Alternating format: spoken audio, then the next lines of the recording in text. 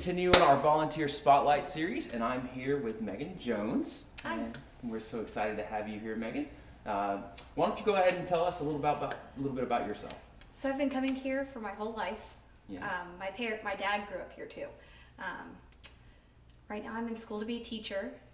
I go to Miami Hamilton. I'm in my second year, I think. Yeah. There's not much. Okay, and you are in school, and what's your primary study? Primary education, so I'll be certified for kindergarten through 5th, I think. Kindergarten through 5th. So you specialize in kids, which is Mhm.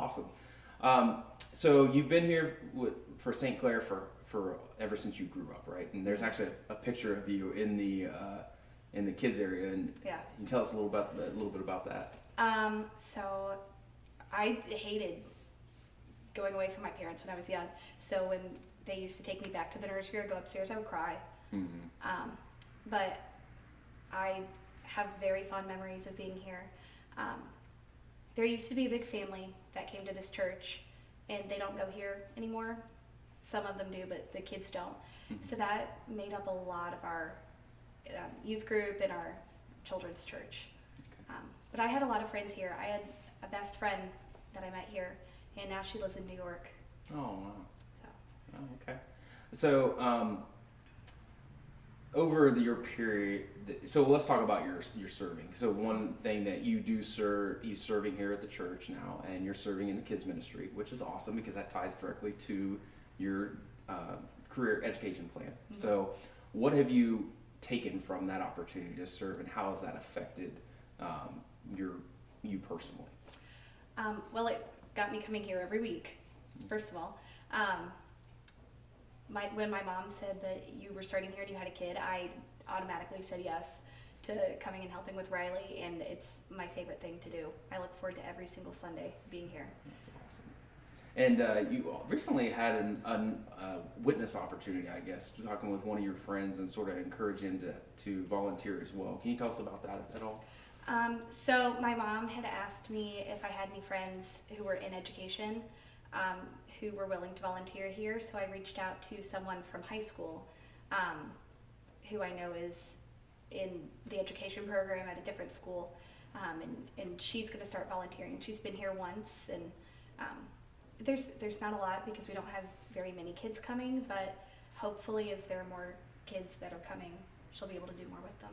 Yeah, absolutely, and that's something that we're really excited about is, having those younger families come and be able to provide that type of service, for families, because I can tell you from a personal aspect, it's one less thing that we have to worry about with knowing that our kids are taken care of, and we're so thankful for you and you stepping up and being able to do that because it allows us to do what we do, and without that, we would be chasing a 2-year-old around the hallways of the sanctuary, and that would be sort of a distraction to everybody else in the congregation. So we are very thankful for that.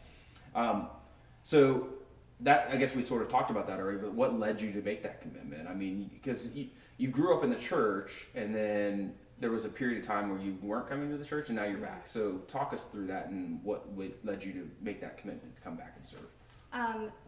So I guess when I was younger, I had a lot of anxiety. So I didn't like being up with the kids, and my mom finally made me go to the youth group Sunday school once, and I loved it.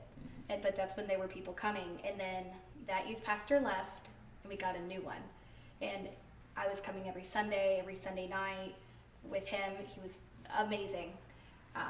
But changes weren't happening fast enough, I guess, in the church. So once he left, there was really nothing for me. Mm-hmm. There's no young adult service, no youth service or anything like that. So I stopped coming. But I started coming originally for the kids. I have always wanted to work with kids, but I love seeing the changes that are happening, and I can totally see a difference in the church. Okay, that's awesome. And so that leads me to my next question of what are you excited about then? What are the changes that you've seen implemented so far that make you excited? And obviously the kids is one thing, having new kids Mm-hmm. comes in, but beyond that, can you expand on that a little bit? We have more people coming to the church even to volunteer to play with the band and stuff, And I think that that's amazing because that's something that we didn't have before. And just seeing younger people coming when we had our Christmas Eve service, there were so many people here that I've never seen or that haven't been here in a long time. And it was good to see them. Yeah, absolutely. That's really awesome too. Interested to hear your perspective of, since you've been here so long at St. Clair, what is different now than what was different before? Can you explain that a little bit? When I first started coming, there was a big church. We had the big family that was coming, and we had a big youth group when my sister, who's 7 years older than me, was coming. There were more than 10 people in the youth group, I think. Now it's obviously not as big. It's difficult because of COVID to have a lot of people coming, but since you started coming here, I've been coming, which is different. And just, it seems like a church again. Yeah. So how many members was it back then and what it is now? I mean, what the numbers, they vary drastically? Yeah. I would say, at least from what I remember, there were probably 100 people coming or more. The pews used to be full. Wow. And we would have Sunday night services, Wednesday night services. We used to hold a kids program called Awanas. And we used to set goals. So the guy that ran games, at the end of the program for the year, if we hit a certain number of people, he would like dye his hair pink or shave his hair off or something like that. And it was always like 50 kids. So we would have 50 kids come on a Wednesday night, which is unheard of now. Yeah. And I think a lot of that, it's so difficult with COVID, and it's been a struggle for all churches in general. But that's so funny that you mentioned Awanas, because I actually grew up in Awanas. And that was like one of my favorite things I grew up in, and I don't even know if they're still around or not. But having that type of youth program is so important to reaching the next generation, and I feel like that's been one of the major issues, is being able to reach that generation, right, and being able to relate to them and be able to connect with them and connect them to the church is essential for the future of the church, right? And because we are called to create disciples, and disciples, it's all walks of life, but you have to invest and you have to pour into your next generation, right? Because if you don't, then what happens, there's a generational gap, and that gap over time, it just grows and it grows and it grows. And then what happens is you're so far behind, it's like you have to make all these drastic changes in order to catch up, right? And I sort of feel like that's in the dynamic that we're in. Would you agree with that? Yeah. Yeah. So we're having to make all these changes, just to catch us up to your generation, because your generation, is completely different than the older generation. We love the people from the older generation, right? But in order to see growth and in order to see people come back to the church, we have to be able to relate to them. We have to be able to connect with them, and we have to get them to connect to us. Yeah. And it's connecting those dots that's the most important piece. And we're working on things like that, and there's some big announcements we're going to make here in the next couple of weeks that are going to be with that in focus, of seeking out that one. We want to seek out that everybody has connection points in their life, and usually it's between 7 and 10 people, just in your inner circle that you work with. And I'm sure with you being in school, it's probably more than that, right? Of your generation. How many close friends would you say you have off the top of your head?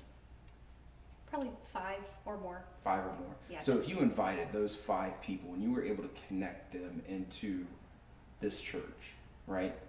And think about this. So that's 5 people, but then, other people take their inner circles and they have 5 and 5 and 5. It multiplies quickly. We could be a 500 member church in a matter of months if people would have that focus of that outward invitation, and inviting them and connecting them and just being relational, and having honest conversations. And I think that's so important. But again, we have to have the resources. We have to have the ability to be able to provide those services to them that helps them feel a part of the church. And and that's where we're going. And I think it's really encouraging to hear your perspective on that, because you are the future of the church. You are the future generation, and your generation is so important to what we're doing and what we're striving to do with our ministry.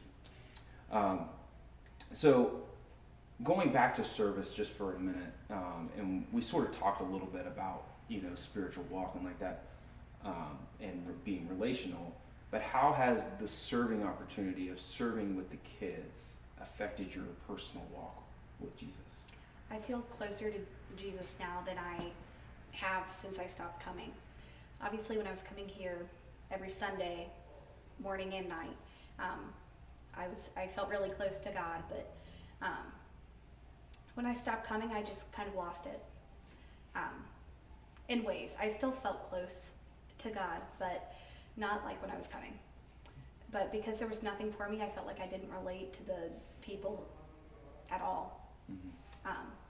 So even just being here and being able to listen to the message from the nursery is great. I love it. That's awesome. And that's great that, you're still able to serve, and fulfilling a need, a major need, in the ministry of being able to pour into the lives of kids, which is huge because that's the next generation after you, right? So that continuous effort of just pouring into those kids, because like you said, when you were a little kid and grew up in the church, there was people in this church that poured into you. I mean, that took care of you in that nursery and through Awanas and through the youth group, but they've continuously put that effort into building your relationship and teaching you and helping you understand how God the type of God He is and how good He is, and being able to share that with the next generation and being able to share that with the generation after that is just a huge blessing, and it has an unimaginable impact.